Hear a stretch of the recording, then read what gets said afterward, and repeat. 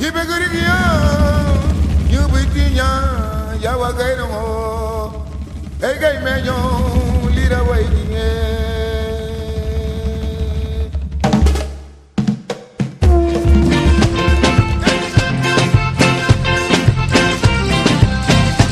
You better run, you better run, you better run for your life. You better beat and run, but I hope to run, you better run, you better run for your life. You better beat and run.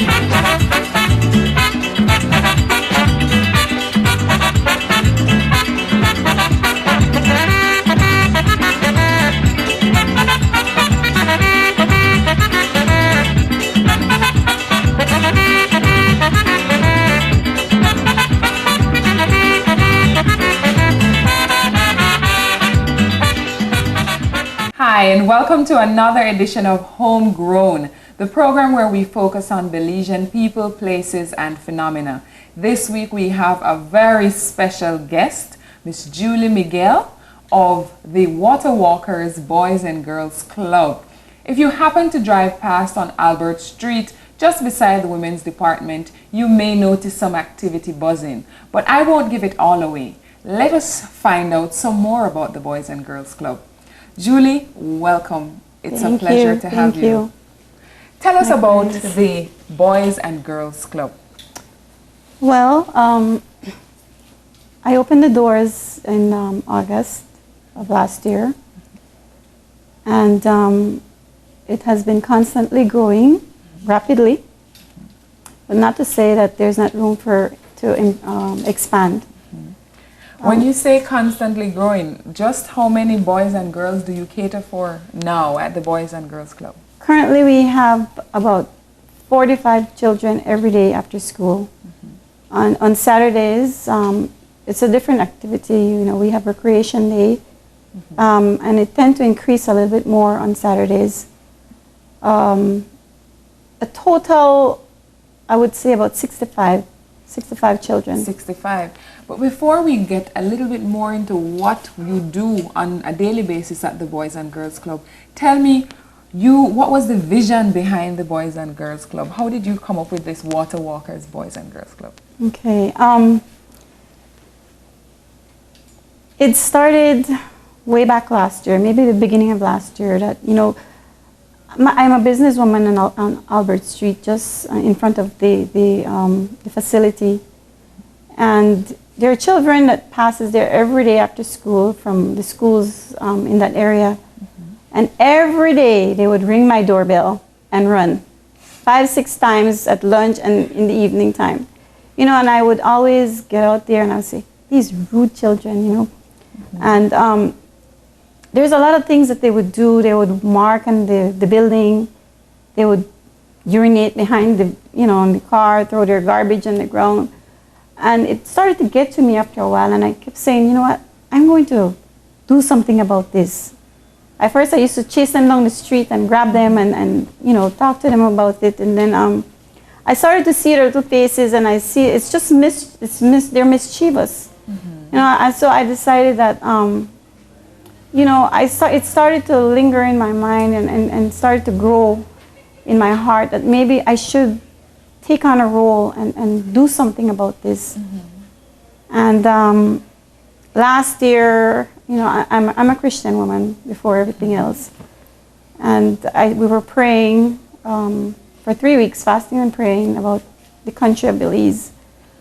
And my focus was mainly in that area where my business is, which is between Prince and Dean. You know, so it covers that area and the George Street, what they call Jump Street, Wagner's Lane, West Street. And I decided that maybe I would just grab a few of them on Sundays and do a little Sunday school with them. But at that time it was just raining and raining and raining. So, you know, I said, you know, I cannot have these kids out here. They won't come, you know. So there's a building that was vacant in front of my business, and I got a hold of the business owner and the owner of that particular building, and she told me that I can have the building if I would renovate it for her, she would, of course, pay the bills, Right. which I did. And, as I was renovating, things started to grow, different ideas started to pop up. And when it came to open, the children just came. I made one effort to go into the neighborhood and invited them one day, myself and a few other people that had volunteered. And the kids came, and from then they kept coming. And then one tells another one, and Yes. and that, We have not gone out into that neighborhood since to solicit children to come to that facility. okay, so it's by word of mouth, pretty By much. word of mouth, pretty And much. it has grown to 65 children in 65 total. children. And what activities do you have at the Boys and Girls Club?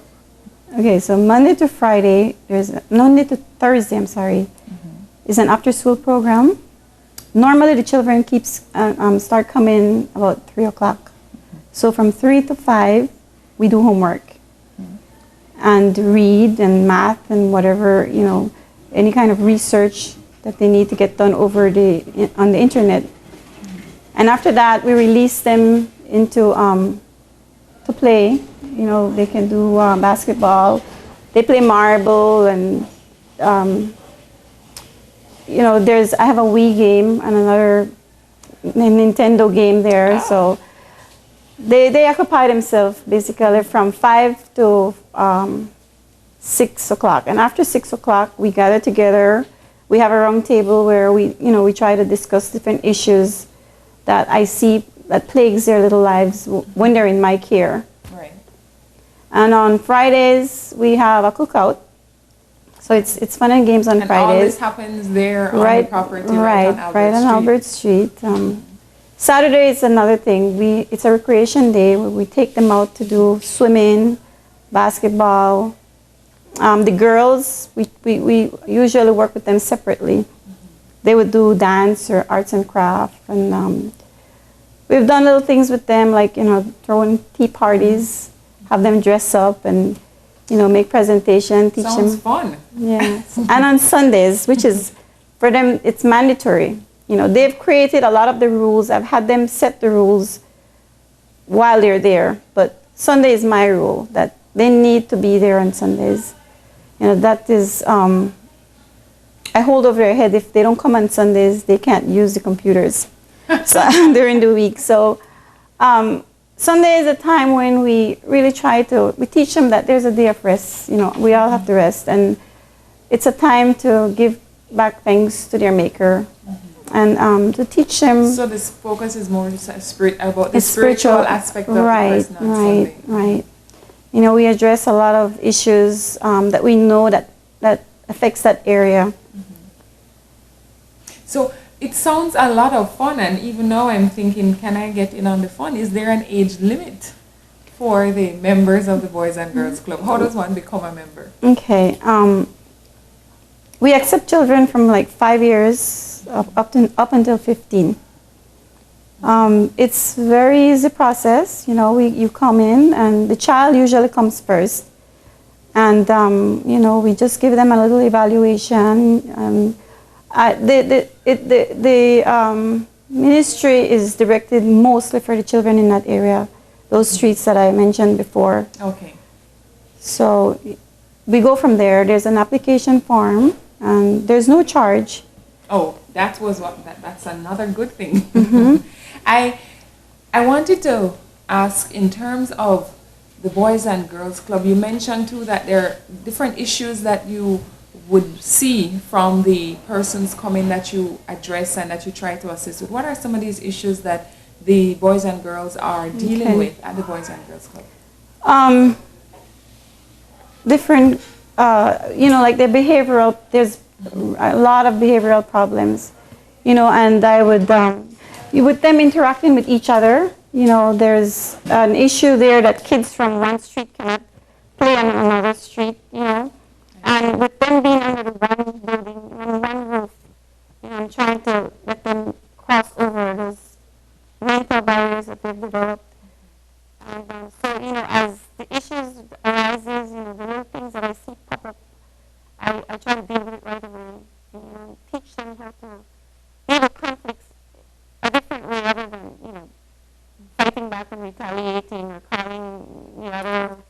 So, resolution of disputes. So it's been almost 6 months. Have you seen a difference in the boys and girls at the club since what has been the transformation that you have noticed? I have seen an enormous transformation, especially for the boys, the children that have been there since with me from the very beginning. They're more sedate. Before I would have to be yelling constantly, trying to talk above them, and always trying to do some kind of resolution, trying to part some kind of fight. But I believe with them coming, one of the plus for them coming every day, you have the opportunity to see the changes, to see them not repeat the same thing that they've done the day before. I've seen them transform into a more gentle person, kinder. They're more self-control. There's less selfishness in them. Okay, and what about the academic side of things? You mentioned not using the computer. Mm-hmm. Tell us about that aspect of it and if you've seen any change at all. It's hard to tell because I'm not in the schools. I've gotten some reports from some of the teachers saying that kids are doing homework that have hardly ever did homework before. That's good. Yes, and because a lot of them needed to do research, didn't have access to computers. Some of them didn't even have finances to pay for those research. And what I found out as well in the process of doing homework, I found out that a lot of them are not able to read, which is very sad. And so as I get to know the children, we start to change different things to accommodate that child. We're hoping.